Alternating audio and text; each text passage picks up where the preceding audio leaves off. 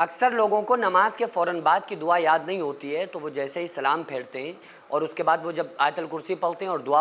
دعا مانگنے لگتے ہیں، پھر دعا میں ربنا آتنا فی الدنیا یا اور جو بھی دعائیں وغیرہ وہ پڑھ رہے ہوتے ہیں تو وہ پڑھنا شروع کر دیتے ہیں۔ لیکن ایک ایسی دعا ہے جس کو نماز کے فوراً بعد پڑھا جاتا ہے، جس کا حکم خود رسول اللہ صلی اللہ علیہ وآلہ وسلم نے ہم کو دیا ہے۔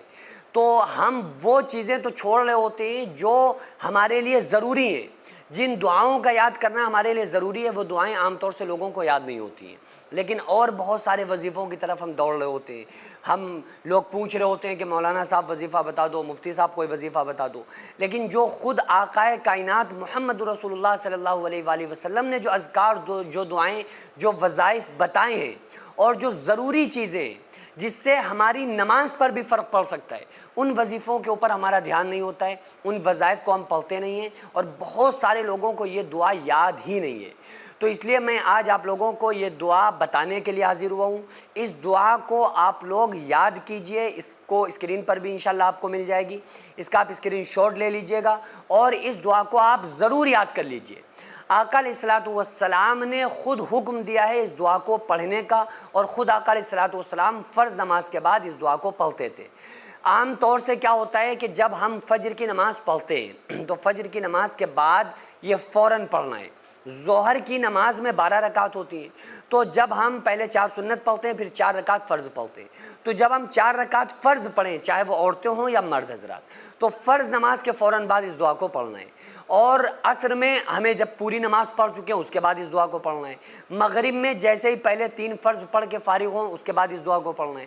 عشاء میں جیسے ہی 4 سنتیں ہم نے پڑھی، اس کے بعد 4 رکعت فرض پڑھے، تو 4 رکعت فرض کے بعد پھر اس دعا کو پڑھنا ہے۔ یعنی اس دعا کو صرف فرض نمازوں کے بعد پڑھنا ہے۔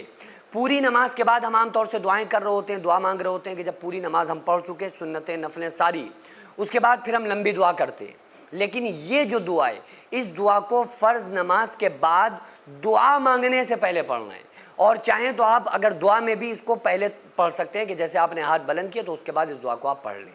وہ دعا کون سی ہے؟ اس دعا کو یاد کر لیجئے۔ بسم اللہ الرحمن الرحیم،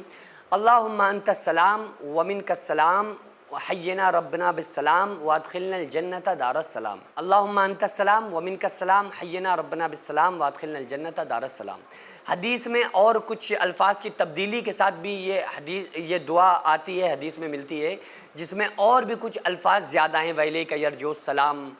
کر کے کچھ الفاظ زیادہ ہیں، لیکن یہ جو سب سے چھوٹی دعا ہے جس کو رسول اللہ صلی اللہ علیہ وآلہ وسلم نے فرض نماز کے بعد پڑھنے کا حکم دیا ہے، تو وہ میں نے آپ لوگوں کو بتائی تاکہ یاد کرنے میں آپ لوگوں کو آسانی ہو جائے۔ تو اس دعا کو یاد کیجئے۔ اگر آپ کو یہ پہلے سے دعا یاد ہے اور پہلے سے آپ اس دعا کو پڑھتے ہیں تو کمنٹ میں مجھے آپ لوگ ضرور بتائیے گا۔ سینکڑوں ایسے غریب پریوار جو فاقہ کر کے زندگی گزار رہے ہیں، اور بہت سے ایسے مجبور لوگ جو غربت کی وجہ سے بیماریوں سے جوجھ رہے ہیں اور ان کے پاس علاج کرانے کے لیے بھی پیسے نہیں ہیں، تو ان غریب فیملیز کو ہر مہینے ہماری سوسائٹی راشن دیتی ہے اور ان غریبوں کا فری میں علاج کراتی ہے۔ تو آپ لوگ ہمارے ساتھ مل کر ان بیوہ عورتوں اور یتیم بچوں کا سہارا ضرور بنیں اور ان کے راشن اور دوا علاج کے لیے زیادہ سے زیادہ تعاون کریں، اور یہ ارادہ کریں کہ غریب کے بچوں کو انشاءاللہ بھوکا نہیں سونے دیں گے، اور ہر ہفتے ہر مہینے آپ لوگوں سے جو بھی ہو سکے آپ تعاون ضرور کریں۔ ان کو 10 سال سے جو لوگ بستر پر پڑے ہوئے ہیں، انشاءاللہ تعالی ہم سب مل کر ان غریبوں کا علاج بھی کرائیں گے، اور ہر مہینے انشاءاللہ تعالی ان غریبوں کو ہم راشن پہنچائیں گے۔ یہ سوسائٹی کا اکاؤنٹ نمبر ہے اور یہ اسکینر ہے، آپ لوگ اس اکاؤنٹ پر یا اس اسکینر کے ذریعے آپ غریب فیملیز کی ہیلپ کر سکتے ہیں۔